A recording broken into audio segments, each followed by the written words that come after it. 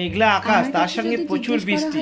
সেই বৃষ্টিতে যদি ইলিশ মাছের ভাজা আর তার সঙ্গে তেল হয়ে যায় তো কথাই নেই। বাজারে চলে গেলাম, নিয়ে চলে এলাম ইলিশ মাছ। 1400 টাকা করে নিল, কিন্তু মিস করব না। মেঘলা আকাশে ইলিশ মাছ ছাড়া তো কথাই হয় না। বাড়িতে নিয়ে আসলাম, মা কেটে ফেললো, দিয়ে সেই ইলিশ মাছে ভালো করে হলুদ লঙ্কা মাখিয়ে একদম তৈরি করে দিল। আর শালিমারের তেল কড়ায় ফেললাম, কি ঝাঁঝ! সেই তেলে ভেজে নিলাম লাল লাল করে ইলিশ মাছ। আর তার সঙ্গে যে তেলটা বেরোলো, ওয়াও, ইয়াম্মি! মিস করা যায় না। মাকে বললাম তাড়াতাড়ি দাও, কারণ বাড়িতে গেস্ট এসছে। গেস্টের সঙ্গে বসে ইলিশ মাছ দিয়ে তেল দিয়ে গরম গরম ভাত খাওয়ার মজাই আলাদা।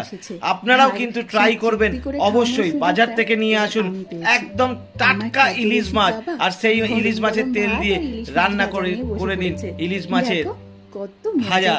চ্যানেলটি ভালো লাগলে অবশ্যই সাবস্ক্রাইব করবেন।